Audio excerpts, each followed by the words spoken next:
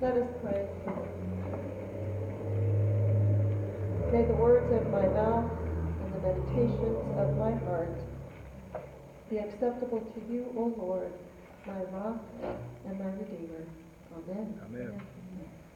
To be a disciple of Jesus Christ, much is required.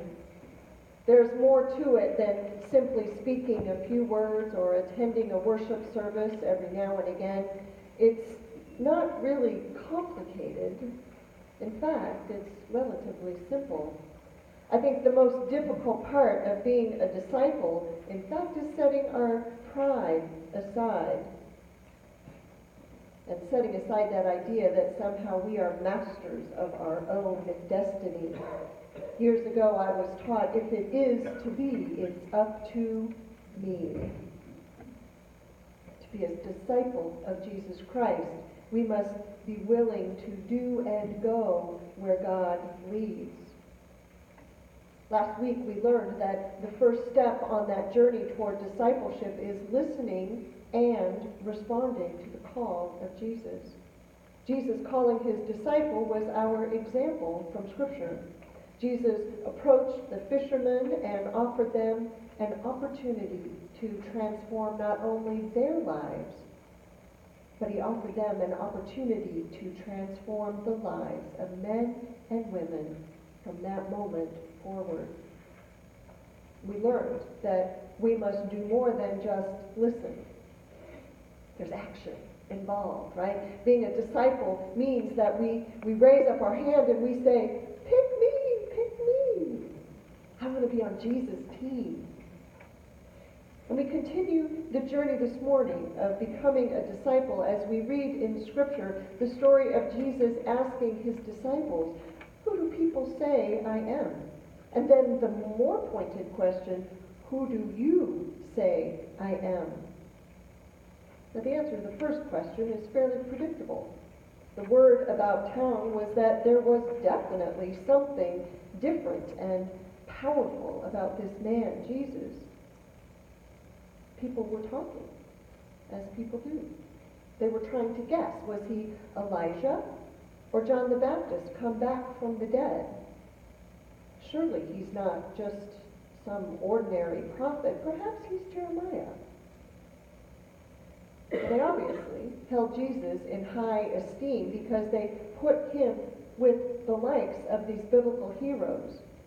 The Jews believed that Elijah and Jeremiah were the forerunners of the Messiah. Could it be that this carpenter from Nazareth was one of them? Was he preparing the world for the Messiah's appearance? Not quite. And as the disciples pondered that question, Jeremiah or John, Jesus turns the question from the general to the specific, and he asks the believers sitting in front of him, who do you say I am? Now we're getting down to the nitty-gritty. So why did Jesus ask his believers these questions, his disciples? Was it so he could find out who was talking about him in town and find out what they had to say? Hardly. He asked his close followers the question to get them off the fence. You see, it was time to fish or cut bait. Jesus knew that his time here on earth was coming to an end. Soon they would be on their way to Jerusalem, and he needed to be sure that this group was ready for what was to come. He had to know whether or not someone among them would be strong enough to carry on after he was gone. Who do you say I am? The question is simple enough. And it wasn't the first time that these disciples had thought, maybe, just maybe, Jesus really was the Messiah. When they were on the Sea of Galilee, you recall that story, there was a terrible storm. And with mere words, Jesus calmed the wind. The storm that was raging all around them, and they were certain they were going to die. And then suddenly, the wind stopped, and everything was calm. And the disciples, astounded by what they saw, began to worship Jesus in that moment in that boat on the lake and said, "Truly, you are the Son of God." And then there was the time in Matthew 8 where they went across the Sea of Galilee to the country of the Gadarenes, and 2 demon-possessed men came out of the tombs to meet them. The men were fierce, Scripture tells us, and they wouldn't let them pass. And suddenly the men shouted, "What have you to do with us, Son of God? Have you come to torment us before the time?" Well, surely the disciples heard this, right? These men were shouting. And that question just hangs in the air. Who do you say I am? Now, it's no surprise to me that it's Peter that comes forward with the answer. Peter, who is impulsive and proud. He is the de facto leader of this group, the spokesman, per se. Peter says, "You are the Messiah, the Son of the living God." And I imagine the others nodding along with him. And then Jesus responds to Peter with a blessing, reminding him and the others that he knows that this is true because God has given him a gift, a revelation from Jesus' Father in heaven. This was not something that Peter had heard or achieved. It is something he knew from God. And what follows in Scripture is a description of the beginning of the Christian church, the foundation being set into place. Now, in the first chapter of the Gospel of John, Jesus first met Simon. He recruited him, like he did many of the other men, to be a disciple. And immediately, John 1 says, he called him Cephas, which translates to Peter, the rock. Now, perhaps that was in anticipation of this moment in time. Jesus then gives Simon a new identity. His name is no longer just a name, but it's a title. He is to be the rock, capital T, capital R. The foundation upon which Jesus will build his church. And as happens so often in Scripture, with a new era comes a new name. Now, Peter, I learned this week, was not a common name during Jesus' time. In fact, there are no other documented names of anyone being named Rock in Aramaic or Greek prior to Simon. Rock Hudson, of course, hadn't been born yet. Jesus was very intentional in giving Simon a new name. Not a name, really, but a position. The foundation of something new. It reminds me how many coaches are called coach. Am I right, coach? Right. All right. The title becomes the name. And Peter is synonymous with the word foundation. But let's be clear. Peter is the foundation, but it is Jesus who is the builder of the church.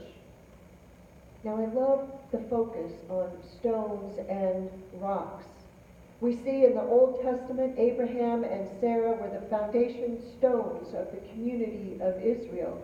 And then later in the Gospel, Jesus will be described as the cornerstone that is rejected, that becomes, the rejected stone that becomes the cornerstone. There we have it. And the community that is created in this Scripture will be solid and secure. Even the gates of Hades will not prevail against it.